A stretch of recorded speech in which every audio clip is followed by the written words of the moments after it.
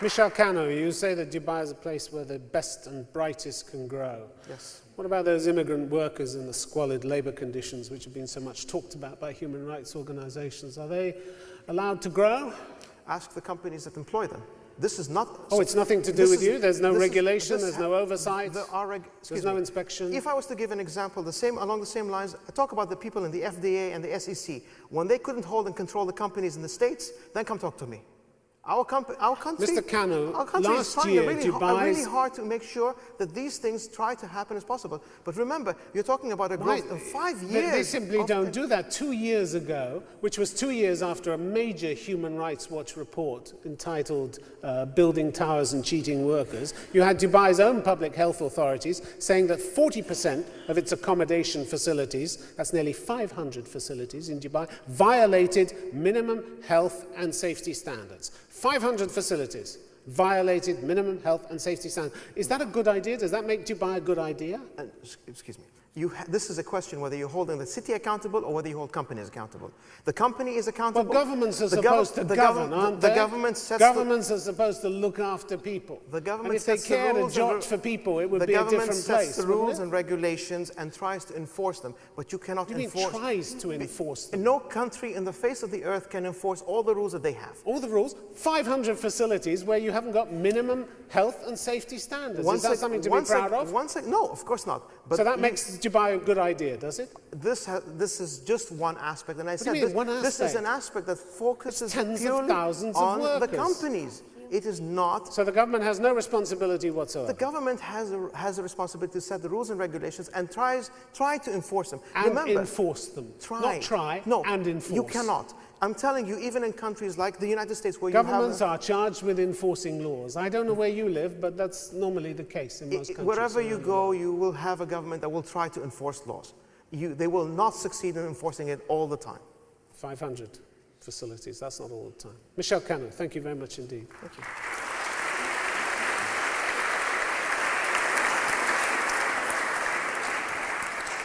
Just a reminder to everybody, we are debating the motion that this House believes Dubai is a bad idea. I'm going to take a question from the gentleman in the second row in the purple shirt. Hi, my name is Khaled. I'm an Iranian national, but I've been born and raised in Dubai. My question is for everyone. If Dubai is such a bad idea, then why are all the countries around it following Dubai? Thank you. Simon Jenkins, would you like to start? Yes, I mean, this comes back to some of the points made by the opposition to the motion. I think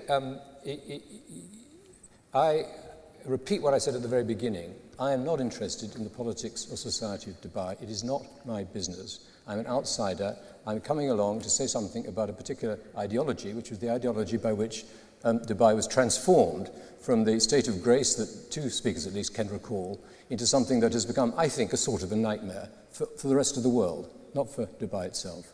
The phenomenal success by which you can attract money, particularly in the climate of the 1990s and 2000s, is no surprise. Lots of places attracted vast amounts of money. Most of them reinvested it. This place did something as well. Dubai decided to do something. It decided to build colossal buildings. People who build colossal buildings into which there is no use as yet, nor I believe will there be a use, are going to fall on their face. New York didn't. New York didn't. New York had a hinterland, the American Empire. New York also had, so to speak, a vast population lined up behind it. Dubai was an idea. I mean, the reason why this motion is expressed as it is, it was an idea for growth. It was an idea for growth not based on oil resources or gas resources. It was an idea for growth based in some sense on the model of Singapore or Hong Kong. I just simply think it went far, far too fast. And when you go much too fast, you fall much faster, and that's what's happened. Michel Cano, do you want to come in on that? It still doesn't take away from what Dubai is. I mean, I do agree that there are some things that should not have happened the way it happened. But still, the question that's being is that you're judging the city. The whole city is being judged, at least by this panel, and by the ladies and gentlemen sitting out there, whether this is a good idea or not. I will ask you the very simple question. As an alternative, Dubai is a viable alternative to two things which are two diseases as far as I'm concerned in the Arab world: nationalism and extremism. And if I don't have Dubai, I have a problem. Okay, I want to go back to the questioner for a moment. My question was not answered. I asked why are all the countries such as Doha, Saudi Arabia, Kuwait, why are they all following Dubai's model? Because they're not. They're not. What do you mean they're not? Look at all the buildings. They are not Look at all trying to build Look the at- biggest building on Look earth. at Emirates Airlines and Qatar Airways. Look at the train station which Dubai built, and then 1 month later, Qatar gives the similar plan, just like Dubai. Well, the lesson you get from Dubai, which is the same lesson as we get from the credit crunch, is regulate your market. Don't go completely crazy. Don't allow one man's vision to dominate the sanity of the marketplace. Make sure the market works. It doesn't become completely mad. So are you saying the whole Gulf region is a bad idea? Sorry? Are you saying the whole Gulf region is a bad idea? No, I'm not. I'm not saying that. I'm not saying that. Okay, Nasser Al-Ghaith. Dubai is different.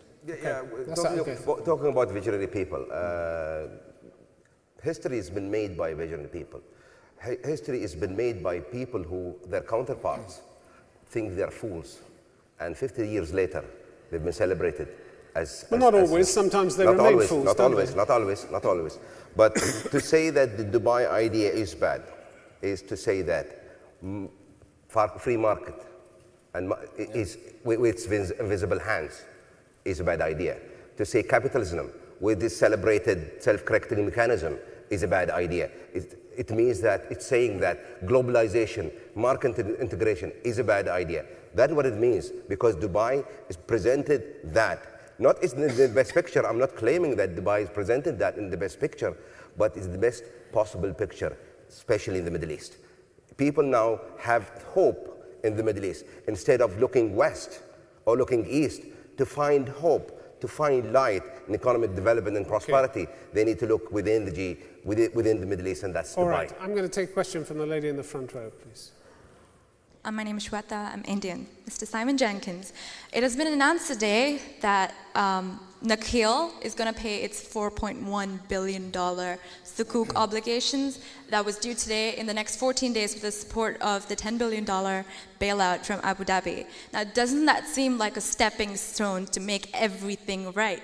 Dubai has an excellent retail banking system. It has an excellent transportation system. It has excellent education, excellent culture, and aren't your arguments a very, very loose ground to say that the concept of the entire city is a bad idea? Okay, I'm going to let Shala Musabi have a go at that one. Yes, okay.